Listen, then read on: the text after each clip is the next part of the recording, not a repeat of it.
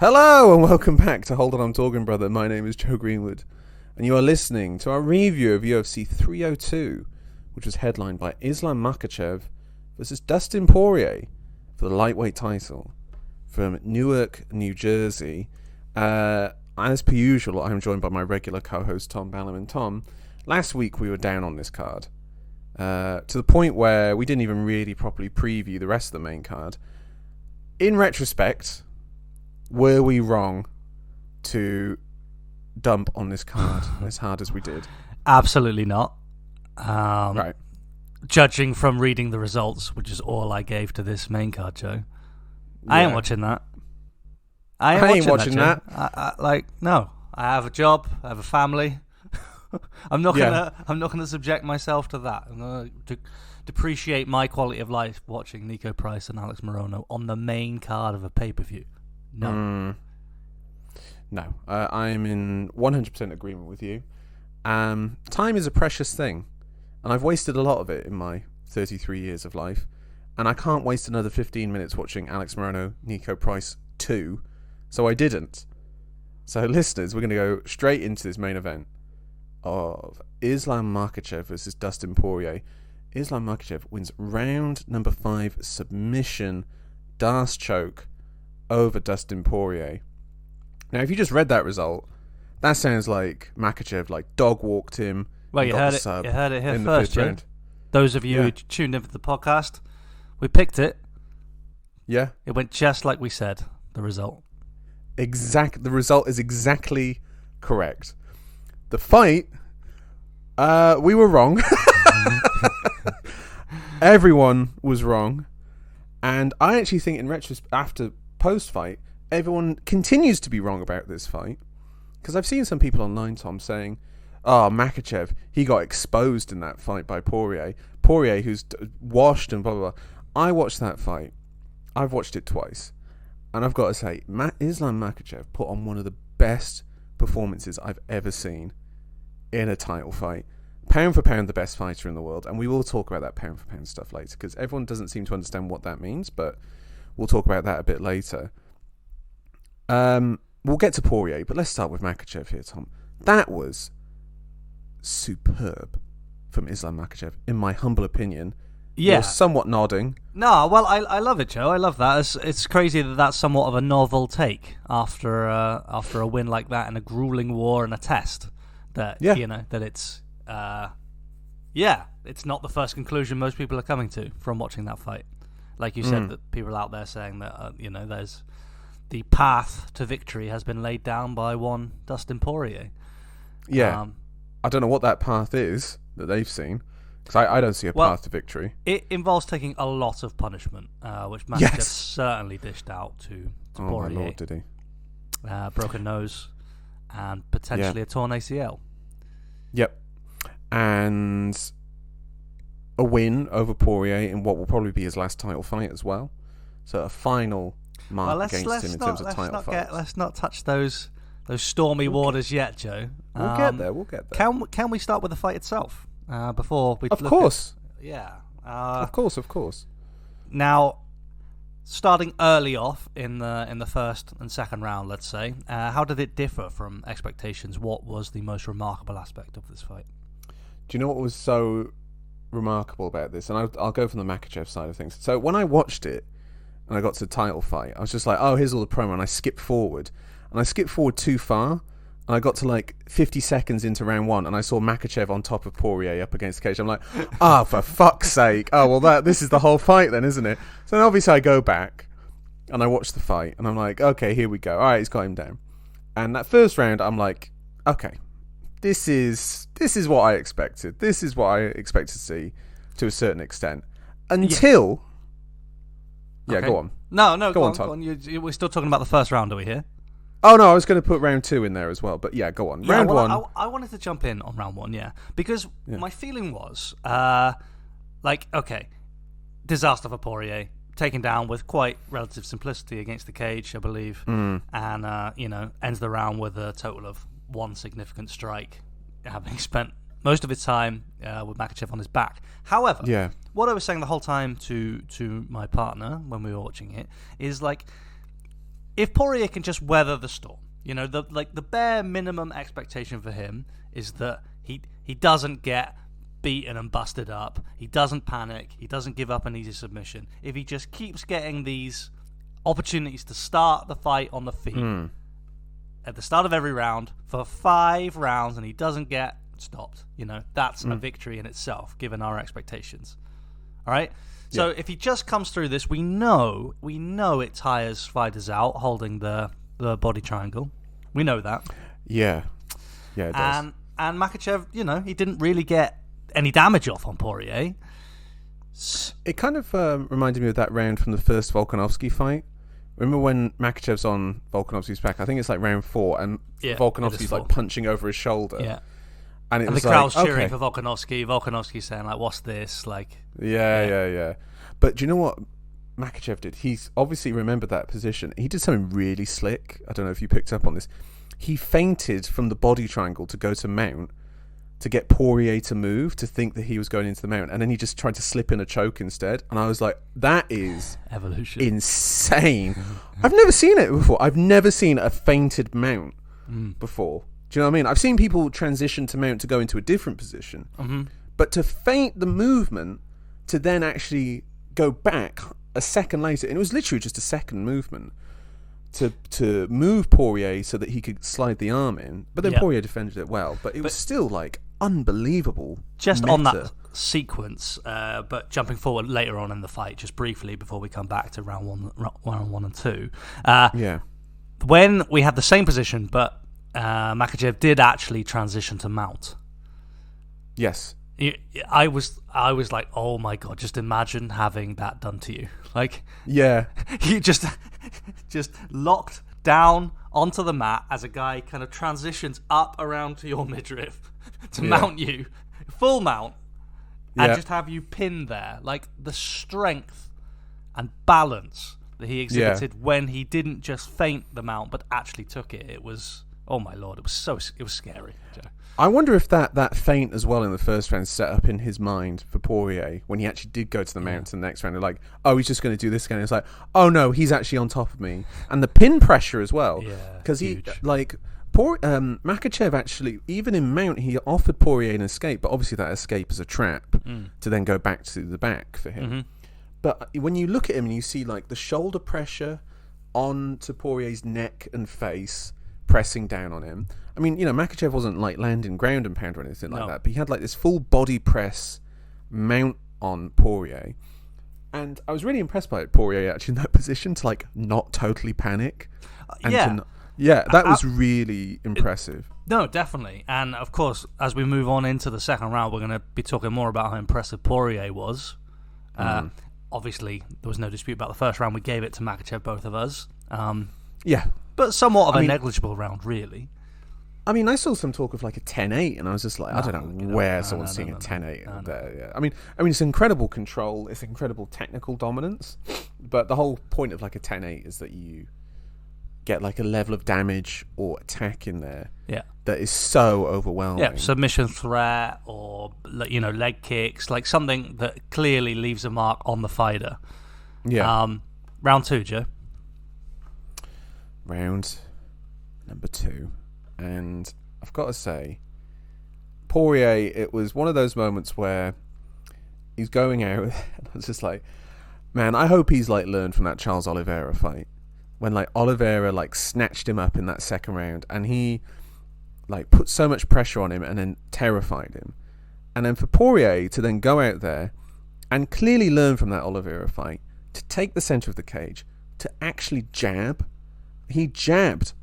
He doubled up the jab. I was like, oh my god, Poirier's actually jabbing. And it's like, if you go back to when Poirier fought Khabib, when Poirier did well against Khabib, it was off of his jab. And it was just like, oh my god, he's actually doing well, and he's actually like coming back to it. And then Islam Makhachev, the boxer, came out. And oh my lord, he's so good. He was like rolling with shots. I mean, he was taking shots as well, obviously. I'm not going to pretend otherwise. He was rolling shots. He was slipping in the pocket. And Poirier would land like big shots, and Makhachev would respond with even bigger combos.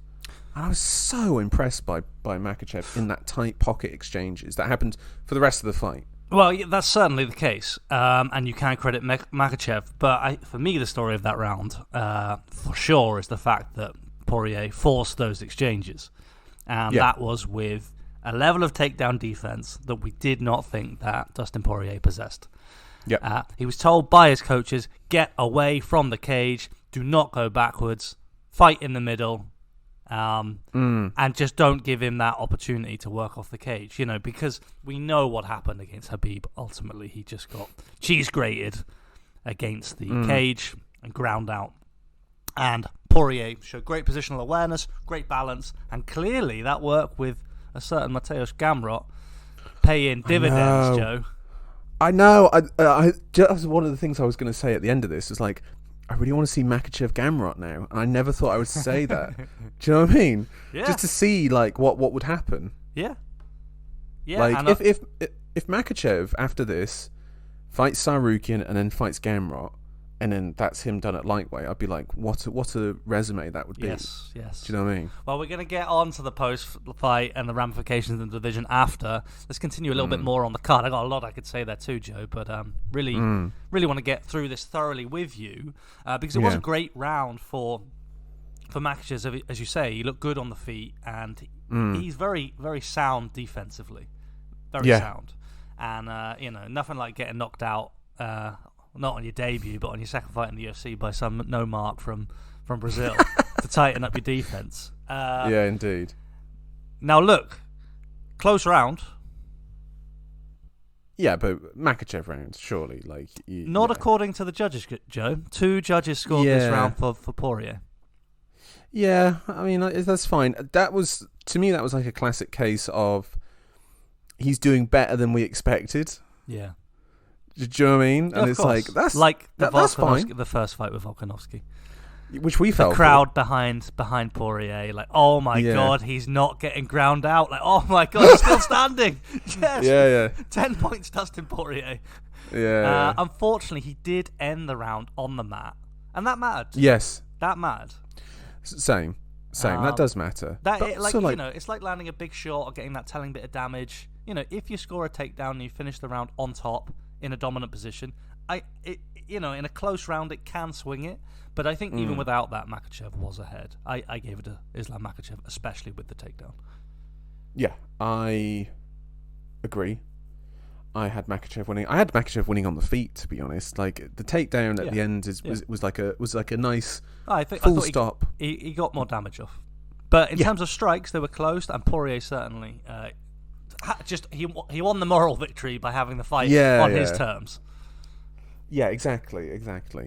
But I just thought, like, again in that second round, it showed Poirier was confident, and that he was so like jumpy, thinking about the takedown, that it just I think Makhachev took a lot of confidence to be like, oh, this guy is terrified of going to the ground, so I can beat him up on the feet now.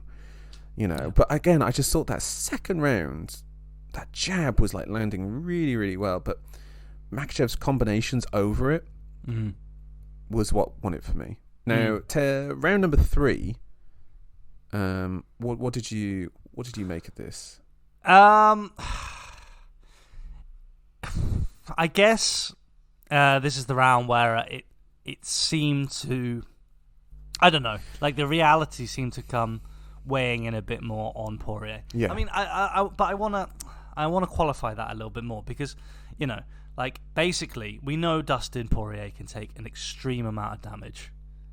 And he's a very resilient fighter if you take away the threat of a submission or being taken down. In terms of just like toughness, fortitude, like oh my god, the guy has come through the fire so many times. And so whilst I felt like Poirier was getting depleted more in this round, it was almost like in attritional warfare, like Poirier could afford to take more damage because I don't know what's going to happen to Makhachev once he starts wearing it, once he starts getting tired. I know what's going to happen to Poirier. He'll still be there. So I thought it was a clear Makhachev round. Poirier, again, looked really good in terms of takedown defense, but Makhachev was just ahead on the feet, and of course he did get the takedown. Yeah. No, I agree. It's the same thing for me. Like I thought that like Makhachev was like so clearly ahead throughout the whole fight, and Poirier was always coming from behind, but you knew he was always going to stay there. But that Makhachev then had to keep fighting to a level that was higher than I've seen from him before, other than like the first Volkanovski fight. Like it was this sort of performance he put out there that was, I was really impressed by. I was like really, really impressed by his performance, and that was done because he knew Poirier was going to be there the whole time. It was incredible performance. Did he? I think Poirier really surprised him, and you saw that. You reckon? Yeah. You saw how animated his corner were. Well, hold on. I want to get on that. That's right. A bit fucking rich coming from Khabib. I've watched many a Khabib fight where he took some rounds off, man. He like that Al Iaquinta fight where I'm just like, what the fuck is he doing? Like rounds 2, 3, and 4. Yeah. I was just like, you could absolutely smoke this dude, but you're so like, I just got to win the title. As long as I win the title, that's the most important thing. So, a tad rich from Khabib coming. You know what I mean? I know he then obviously went on to have the Conor fight. He took a round off in that one. Well, before we talk about Khabib and Makhachev, because those comparisons have to be made, I just want to get through the fight, because those, we have to look at that. That is definitely, it's been a talking point throughout Makhachev's career. It's going to be there until the end of his career, unless he goes on to be a 3-weight champion and undefeated for the rest of his career. Still, there'll be people in 20 years saying, yeah, but Khabib, he was good, wasn't he? A bit. Yeah. What could have been? Now that's fine. We're going to get into that, Joe. We're going to get into that, but I want to get to this 4th round because, oh my God, Dustin Poirier, what a round for him! What a round! And I still might have scored it for Makhachev. That was the big moment. The big moment was that switch that happened where you're like, oh, okay, Makhachev's riding up against the fence, and he hits this switch on him to turn position. Break from him, and then Makhachev went into the tie clinch then from there, didn't he? Yeah, clash of heads and then a knee. Yeah, the clash of heads, knee, and then Poirier started like ripping him to the body, didn't he? Had like those big body shots, and then an elbow at the end of it. Oh, really, really cool. I've got to say, the body shots felt more for show than it did for. Do you know what I mean? It felt like a nice big showy moment for Poirier, and I kind of gave him the round almost out of like. Nice effort, mate. Nice effort. Like, good for you. But it felt like it was still... I could have still given that to Makhachev, to be honest, that round. It was... I don't know, man. Like, I wasn't overly convinced of... And Poirier had those nice moments before. I think it was the round before where he was sort of, like, marching Makhachev back and he was trying to, like, throw shots and he was still getting landed on, but the crowd were, like, absolutely at a fever pitch at that stage. But yeah, round 4 was Poirier's, like, really impressive go-for-it moment. Round 4 was like, oh my God, we need 7 rounds. Yeah, like he could be turning the tide here. I thought that was a clear Poirier round. I got to say, I have only watched it the one time. Now let me qualify it. The knee / clash of heads. Like it, you can't score clashes of heads if that's what breaks Poirier's nose. That is the key damage that Makhachev gets off. You learn about it in retrospect. Poirier largely ate it because that man is a dog. Yeah. However, that quick lunging elbow that Poirier got on Makhachev did not eat that. He was wearing it, and he was acutely aware of that damage. It was a bad cut, really bad cut. The kind of cut that you start to think, like, say if that cut happened in round 2, you might say, that could stop the fight later on, Yeah. Because he was leaking. Big, deep cut, just above the eye. I really thought that was a Poirier round. I guess so. I mean, I think more my issue was that, like, Poirier did a lot better than I thought he was going to throughout the whole fight, and I still felt like he lost every part of it. Like, it's one of those weird ones for me, and I think round 4 is a great example of that. No, round 4 is a great example of that. Really nice body shots from Poirier at the start of the round, and then you just couldn't cope with the threat of those takedowns, and then the sort of combinations that Makhachev was throwing were a lot sharper in my mind. All right, let me give you some stats, Joe. We've got to get into the stats here. I don't care. In round 4, Poirier outlanded Makhachev in terms of total strikes, 34-29, and he also landed more significant strikes, 23-20. In terms of strikes by target, as you say, Poirier mixed it up, 12 to the head and 11 to the body versus Makhachev, 17 to the head and 3 to the body. However, Poirier was. So we're talking about four strike differential overall. Four strike differential. So you have to look at the damage, and that's where I definitely gave the edge to Poirier. Fair enough. I mean, I gave him the round as well, but I was still like very close. Joe, you know how we do it here. We got the growing, passionate fan base behind us. They want these in-depth predictions. They want the breakdown to be on point. We have to be thorough. It's a Poirier round, but like you say, a close one. And obviously, yes, the dynamics of the crowd and being in America and everything, it helps. And it being Poirier. Yeah, absolutely. Now, round 5, the end happens. Throughout the whole fight, there's an amazing video I found where someone showed Makhachev going for singles legs at the centre of the cage that Poirier kept stuffing. And he kept putting his head on the inside rather than the outside. And he did that throughout the fight. And then in the 5th round, head on the inside, goes for the single leg, switches legs, head on the outside, goes to take him down, and that whip and then the ankle pick at the end of it was unbelievable. Into a guillotine so that he's got the control over him to get the pressure down, to get Poirier down, and then to slide in the das from there was unbelievable. That was unbelievable. And Poirier afterwards, when he took me down in the 5th, that was it. Like, I had like nothing left, and it was just like, my God, gets the tap. But everything leading up to it in that 5th round was absolutely superb from Makhachev, because he put the pressure back on him. He was like, that 4th round has to be a freak moment. I can't have that be the momentum switch. And he took the fight from Poirier in that 5th round. And that single leg, like, sweep transition into an ankle pick was, oh my God, it was unreal. It was, Joe. No, you're right to give it that credit, because it was a real clutch moment, and it was what, separates the champions from the best in the division. To find that moment, when you're under pressure, it was beautiful. And he said it himself. He loves a das, and he can find that any moment in the fight. And obviously Poirier tapped pretty quick. He knew it was over. So great win for Makhachev. Great fight, exceeded all expectations. And probably my favourite fight of the year, by the way, in MMA. It's my favourite fight of the year. Like, overall, it's obviously Usyk Fury is my favourite fight of the year, because I was so desperate for Usyk to win that. But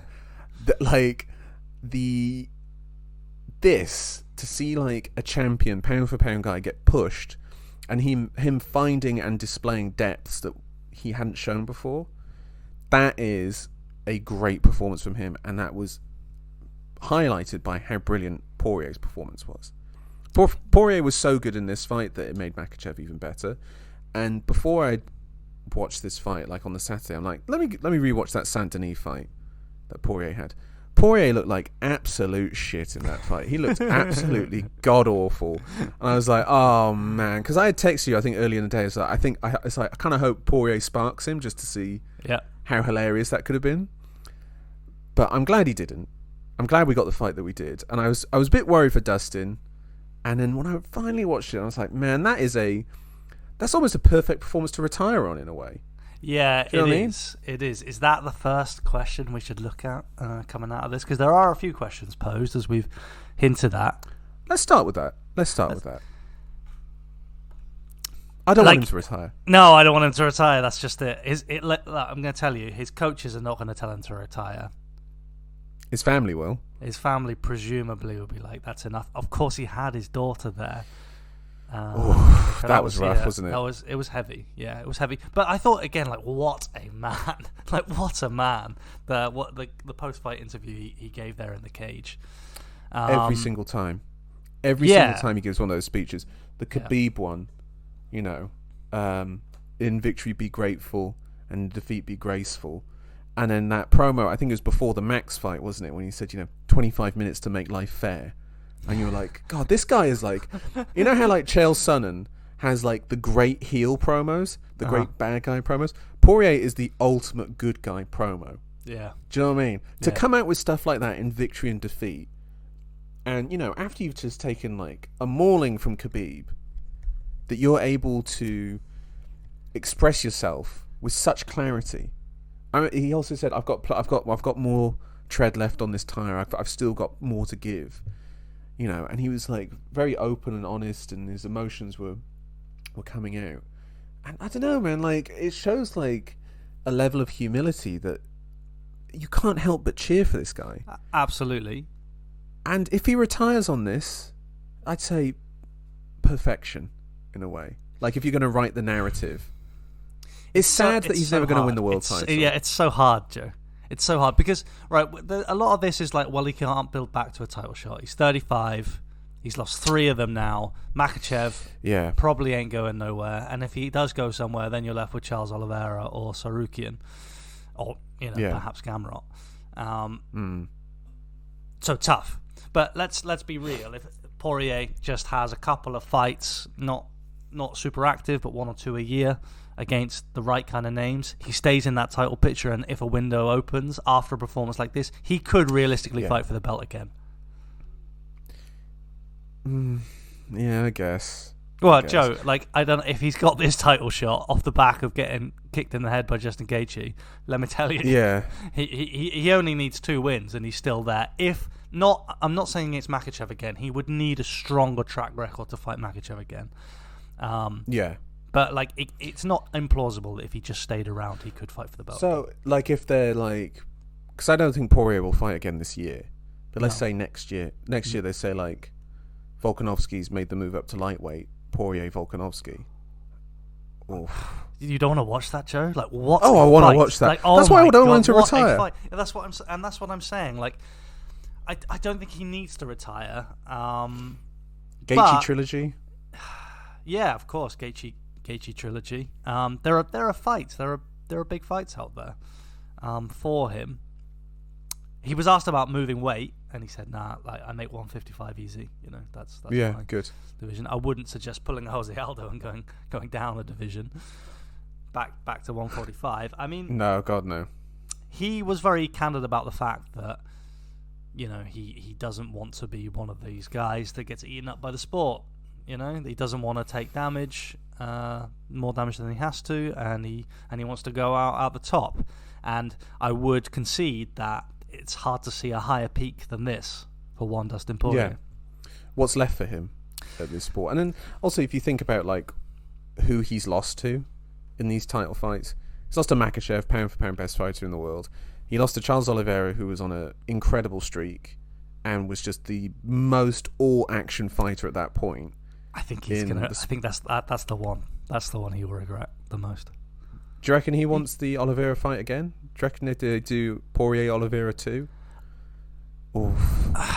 Man, like, I'm just thinking, like, who am I picking there? Who am I, like, you have to pick Charles. You have to pick because of the first fight, but then, like, just like in this fight, the nature of the way that Habib beat him.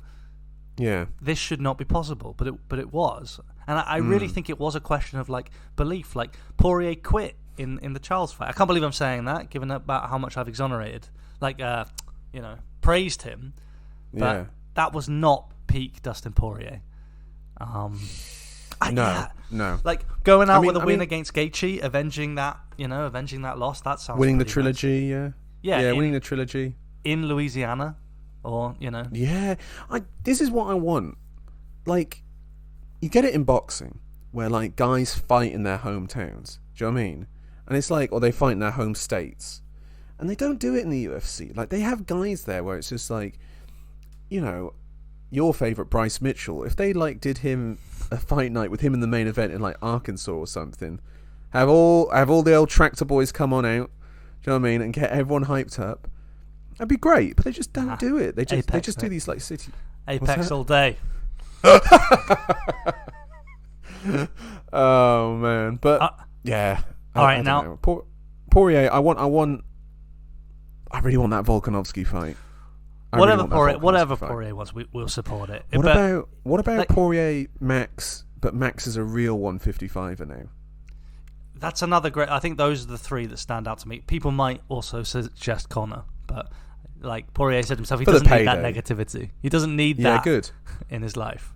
Do you know what? That's what an adult, by the way, to be like, I don't need that in my life. Because you think about it, he probably took a shitload of abuse online as well from those freaks that were just like, have no sense of what humanity is. Like during that time, do you know what I mean? Like, whatever. So look, this is it though, right? So if he does stay around for those fights, if he stays around, he fights Gaethje, he fights Volkanovski, he fights Gaethje and Volkanovski, he wins those fights. Are you telling me he's not in line for a title shot? Oh, of course he is. Yeah. But And it then depends you've on who got the to have champion that. is. Yeah, that's it. And then you've got to have that one last rodeo. So I'm just saying that's what I want for Poirier. I don't want him to fight Benoit Saint-Denis. I don't want him to fight whatever young killer's coming up from Dagestan. I want those premium matchups. And if they don't go his way, then all right, ride off into the sunset. Thank you for an amazing career, and I'm so happy. I know. I just don't want there to be a chokehold on that division. Though I want there to be the turnover. I want there to be the guy. But then I think Makhachev is the guy for that, and that's what I want to get onto. Him saying, "I want to fight in November. I want to fight in the States, and I want Arman Sarukian," and you're like, "Yes." That's not what he's saying, Joe. I'm sorry. What, he said that? No. He wants to go up to 170. That's what all I'm hearing him talk about. Oh, no. I heard November and Sarukian. No, have I? At least I read that. That might have been one of his utterances, but definitely the dominant theme was to become a real champ. It's all about 2 weight classes. Habib didn't do that, Joe. Can we talk about before we talk about Makhachev? Can we talk about Habib? Sure. Because that is, unfortunately, I'm sorry, Islam, but that is the way of things for the rest of your life, my son. If you're keeping him in your corner, and he's basically giving the post-fight interviews, like, let's talk about Habib. Well, Habib hadn't been in his corner for the last few fights, and I think he kind of acknowledged, like, I can't like override this whole success that you're having. But Islam is so like reverential towards him, and that everything is for him. That it's like, well, if that's the narrative he wants to have, then kind of have to have that conversation. Yeah, and it does. Like, it is the narrative. I kind of like it. I like the lineage. I like lineage with some of these guys where they're like, I'm here because of this guy. And you know what? There's going to be a guy after Makhachev who's going to say, Makhachev was my guy. Makhachev was the guy that pushed me. Makhachev was the guy that motivated me. He brought me along. There will be someone there like that. And, it's just the fact that Khabib was the first guy. He had this aura to him. He had a great personality that translated. If you think, I remember when he fought Barbosa, and in the post-fight, you got a Russian Muslim in America, and the crowd are cheering him. Like, come on, son, that's pretty rare. That's pretty rare to be able to do that. Yeah. Like, so he has an aura to him that Makhachev doesn't. What Makhachev has is better fights. The fights are better. Like, they are. The Volkanovski fight was better. The Charles fight was better, and then this Poirier fight was hold better. up, son. Hold up. And I think that will be the draw of Makhachev. Can we address why they're better? Because Makhachev is more of a well-rounded MMA fighter, so he's going to spend more time on the feet, which levels it out the playing field. I'm going to say it. It's because he's more vulnerable than Habib. He's different to Habib. He's more vulnerable. Because he's different. Because he's different. Ran Poirier over. He ran McGregor over. He ran Gaethje. It was an absolute demolition job on these guys. Because he had absolute belief in his chin, in a way that maybe Makhachev doesn't anymore. No. Yeah. Which is fine. Yeah. Although, I think Makhachev should. But then Makhachev's like a weird striker. Poirier talked about this. He exits in weird ways. His movements are weird. You can't get these reads on him. Wait, he said like Khabib. That's what he said when he. Yeah. Sorry. Well, of course it's like Habib. Of course he's like Habib. But also, like, Habib had an absolute belief in his chin. He would like pressure you until like he got the takedown, because that's how he won fights. He won fights with the grappling and the wrestling and the takedowns and the ground and pound. Makhachev doesn't have that, or he doesn't do that. He's different. Joe, the ground and pound isn't even there. The ground and pound isn't even there.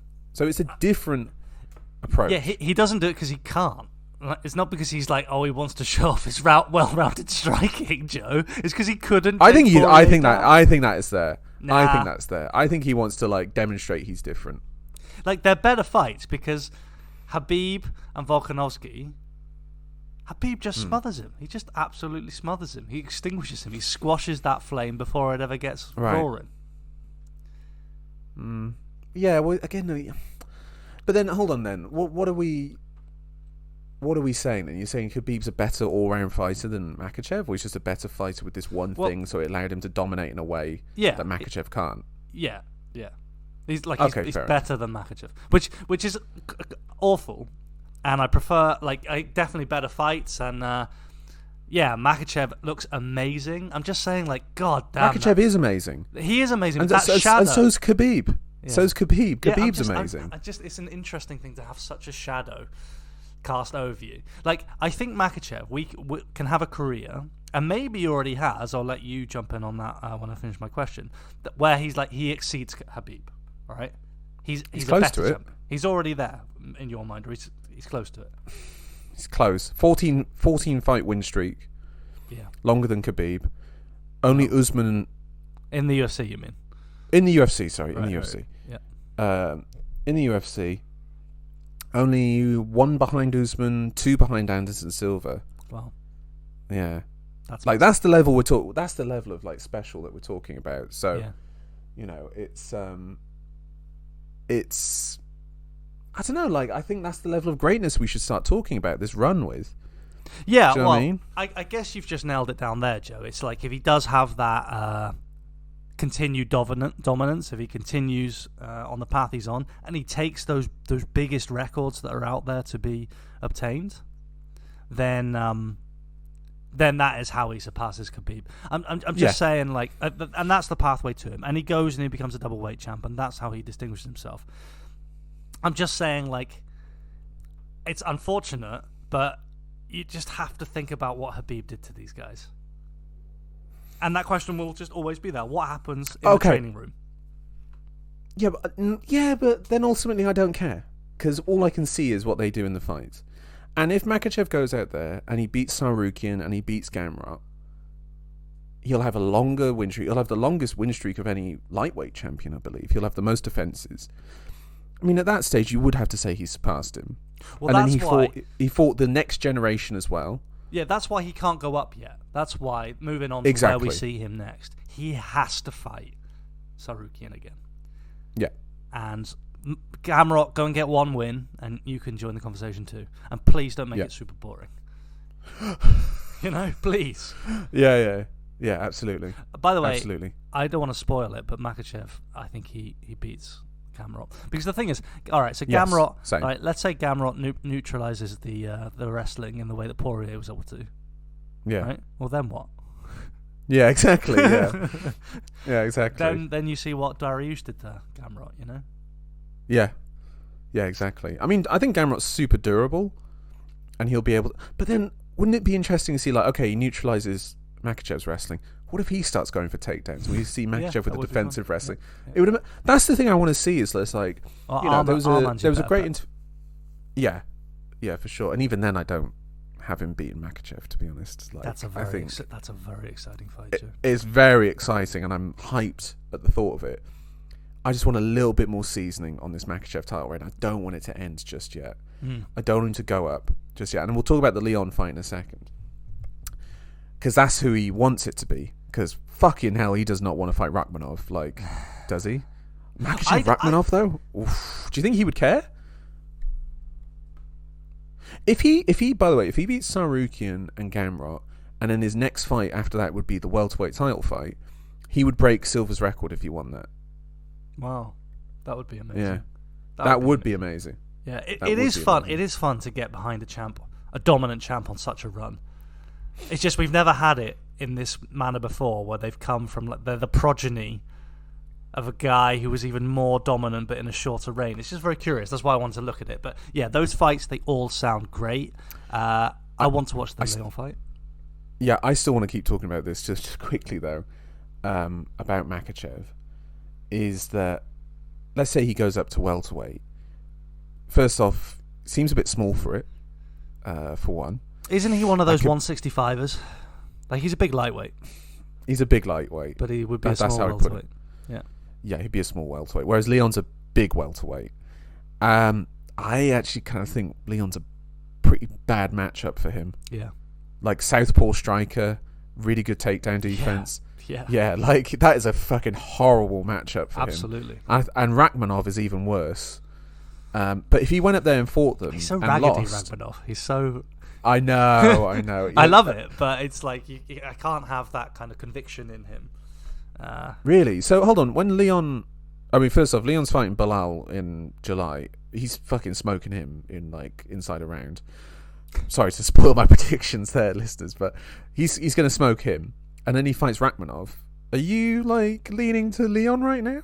I think just because of Leon's neat and tidiness? I think he's in a great place, Leon, and I don't know why it's taken him so long to fight again, because he can enter the conversation with Makhachev. But he just fought in December. Yeah. You know. All right, let's talk about pound for pound just quickly, because Dana White said pound for pound I still have John Jones number one despite only winning one fight in 4 years. And he said if John Jones walks into a room, he walks out the winner, like with all those guys. That's not the point of pound for pound. Pound for pound is the skills, you fucking idiots. Yeah. If he fought Islam Makhachev, a 155er, yeah, he would win. Wow, what a fucking you moron. At 155? Oh, at 155? No, I think skill for skill, Makhachev is superior to John Jones. And that's the point when we're talking about. That's the point. That's the point. So these fucking idiots. And by the way, Jack Slack had a great tweet about this. Tom Aspinall walks into a room and John Jones walks out of it. Like that is the truth, there, listeners. Yeah. So anyway, we've gone 40 minutes on this fight, and fucking hell, I could go for another hour. Yeah. To be honest, because that fight was spectacular. Yeah. Fight of the year in MMA. That is the bar now. Is that fight?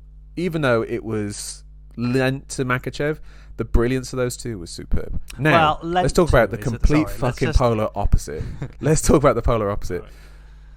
Oh, go on, Tom. Is there one last thing you want to say? It's like, you say lent to. It is stronger than that. Like, it was one of those things where if we didn't know Makhachev was so damn good and Poirier was so damn vulnerable to being taken down, yes. if those two things weren't true coming in here, and it was like, oh, this is a kind of 50-50 toss-up, and Poirier, of course, he'll stop the takedowns, but can he beat him on the feet?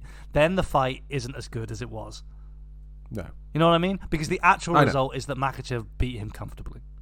Well, it's not comfortable. Yeah, but the excitement, though, of watching it and to see these guys like pull stuff out and counter each other, that's what I get jazzed about. Part of that excitement is the surprise factor. Like, oh my God. Like, oh my God. Wait, so are you saying Max versus Gaethje is still the best fight of this year? I'm saying, like, there are arguments to be made, yeah. Sure. Yeah. I just felt that Max versus Gaethje was actually really one-sided. Like, I just didn't think that there was... Yeah, true. It was a complete beatdown. That's a good question. I mean, who was further ahead? Holloway over Gaethje or Makhachev? Holloway over Gaethje. Yeah, Holloway over Gaethje. Yeah. He whooped him for like 24 minutes and 59 seconds. Agreed. Like, yeah, it was... I mean, Gaethje had a moment where he got that knockdown, but... Anyway, the complete polar opposite of those two fights. Sean Strickland gets a unanimous decision win. Oh, split decision win, sorry, over Paulo Costa. Tom, tell me how you scored it, and then I'll tell you how I scored it. 4 rounds to 1. The first 4 rounds for Strickland and the 5th for Costa. Right, I can't give you a score because after round 2 I just started like skimming forward through it, and I was just like, is this the whole fight? And it turned out that was the whole fight. I gave round 1 to Costa. And I gave, from what I saw, round 5, I gave round 5 to Costa, so I have 3 rounds to 2 for Strickland. That's just because you wanted to round out on your predictions, I'm sure. What? Yeah, that's exactly what you predicted, so I'm assuming you saw what you wanted to see. Well, I saw something I didn't want to see, which is a Sean Strickland fight. So my partner came in the room, because I was yelling as I was watching it. I was just like, oh, fuck off. I hate this. Boo. I was booing. I was just like, this sucks. And it sucked. Why was this 5 rounds for 1? And also, when she came into the room, I'm like, watch this guy. And I was pointing at Strickland, watch him. And he was doing that weird, like, Monty Python Ministry of Funny Walks thing, where he lifts one knee up really high and the other knee, like, literally walking like that. And she was like, what's wrong with him? And I was just like, it looked like he shat himself. Like, he looked like his shorts were filled with his own excrement. And he was, like, trying to, like, not have it smear all over him. Terrible fight. Paulo Costa, you are a bum and a jabroni. And Sean Strickland... They should both be cut. I hate them both. Yeah, Costa's been finished before. What's he worried about? Yeah, that was the confusing thing with Costa. Why? Yeah. I know. Well, I don't know personally because I've never fought Sean Strickland. But from what I can see, it's not comfortable to have that relentless pressure with somebody who's there but not quite. Clinch there. him. Yeah. Yes, exactly. I know, Joe. I know. Take him down. Clinch him and take him down, Paulo Costa. Yeah. He took down Luke Rockhold, really who's a better grappler. Confusing performance from Costa. Terrible performance. In par with what we've seen before. On par, should I say? Is his performance here worse than the Adesanya one? No. Definitely not. That is an all-time embarrassment. Because you got to think people had Costa as a legitimate challenger for Adesanya at that point. Like, oh my god, this he was, yeah, powerhouse. Marauding, juicy Brazilian. Might just freight train straight through Adesanya and then just couldn't get a shot off. Just completely bamboozled. No. I love this tweet, by the way. Sorry, guys. Sean Strickland's motto. It's just like, There was another one as well where Sean Strickland apologizing for a boring fight is like a panda apologizing for eating bamboo. That's just what you do, man. And I'm sorry, man. I can't have it anymore. He's boring. He's crap. I hate him. I hate watching him. Yeah, I hate him for his fights. I don't care about his personality. I hate him for his fucking fights. He stinks. Don't ever try and convince me, oh, actually, this could be interesting. It's not. It won't be. Get Bo Nickel in there, have him wrestle him and take him down and squash him. I think part of this is that you felt, in terms of the political spectrum, that you had your own platform to stand on, but now you have to share it with Sean. That you guys now... What? You're struggling to distinguish your views from his. And part of that is... What on earth are you talking about? Well, that's where the bitterness comes from, Joe. You thought you were an individual. It's not. And then you saw that there are other people like you. All right, enough of this. By the way, enough of the Trump stuff as well. I've had enough of this. Why am I cutting to see this fucking arsehole? Do you know what I mean? Well, it'd be weird if it... Sean jumped out. It'd be weird if it was Joe Biden. Yeah, it would be. It would be... It would be weird. Yeah. So why is this acceptable? What about if it was Tony Blair? Well, T-Dog. The big dog. Get him out there. Yeah. I'm all right with Blair getting out there, but... I mean, it would be absolutely hilarious. Can you imagine David Cameron just sat ringside? Yeah, Keir Starmer ringside for Anthony Joshua versus Daniel Dubois at Wembley in September. Yeah, it'd be really odd to see. Uh-huh. Yeah, it is odd. I don't know. I mean, I think he likes the pop he gets because he does get a louder cheer than every fighter out there, Joe. Depressing. The brand, Dana and Trump are more over than most of the fighters, and that is a sign of a bad promoter in my mind. This fight, by the way, is there anything you want to say about it? No, it was you called it. You said what it was going to be. I wanted to believe it could be something different. I think you have to blame Costa for that because Sean fought exactly how you'd expect Sean to fight. Costa has to take the blame. Paulo Costa, right or wrong, can he win this fight? Is it possible? Yeah, absolutely. How did you score it? Just to round it out. What, 3 rounds to 2 for Strickland? 3 rounds to 2 for Strickland, and I had it 4-1. Some judges obviously scored it in favour of Costa. By the way, walking forward and eating leg kicks is not. It's not winning. It's not winning that's not winning a fight. Yeah. That's not how you win a fight. So, I mean, I saw some people online making arguments that Costa won that fight 3 rounds to 2. I mean, is there an argument for that there? Do you think? I mean, I think 1 and 5 are the clear ones to me. Well, 5, I'm alone in thinking that it's Paulo Costa win compared with the judges. They've all scored that round for Strickland with the way he finished the round. He had that last 20 seconds. Embarrassing. Embarrassing. That lunging kick. I hate him. I never want to watch him again on a pay-per-view. Get back to that fucking Apex. Get out of my face.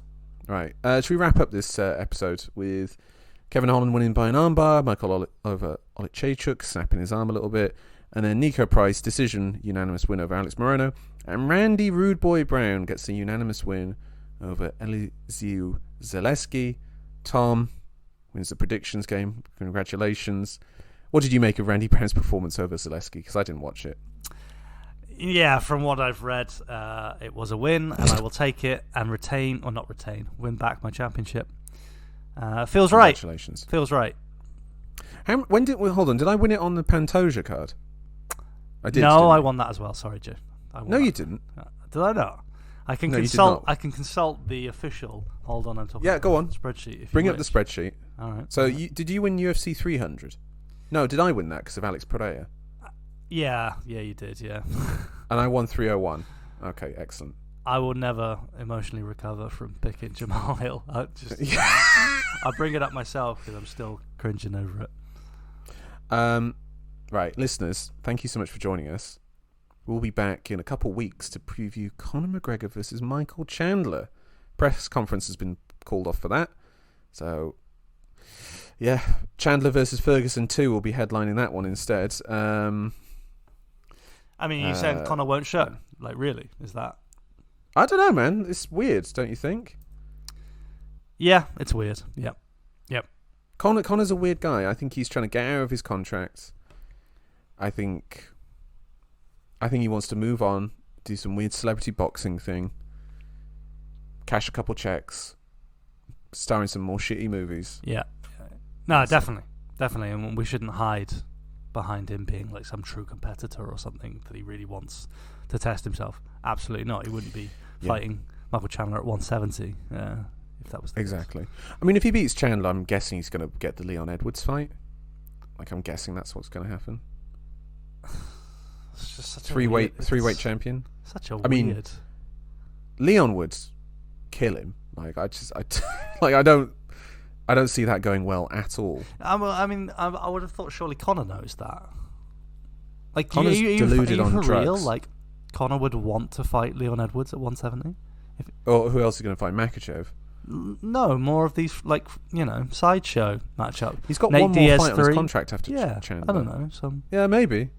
If they do that, I'd be fine with it. If it's Leon, I'd be pissed off, but it's just time wasting. Well, yeah, I would be...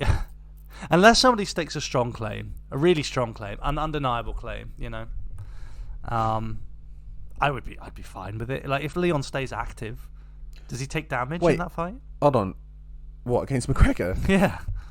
Maybe hurting his hands from beating him up too much, but that's about the end of it, I'd say. That could be fun, couldn't it? What about Rachmanov, though? Yeah, he's still there. He's still a young pup. I think he's in his 20s, isn't he? Shavkat? Yeah, he is in his 20s. I guess Rachmanov could fight, Usman or someone like that. Makhachev? Oh, Rachmanov, Usman. Michael Chandler, yeah, that'd be a good one. Anyway, listen, we're wrapping on here.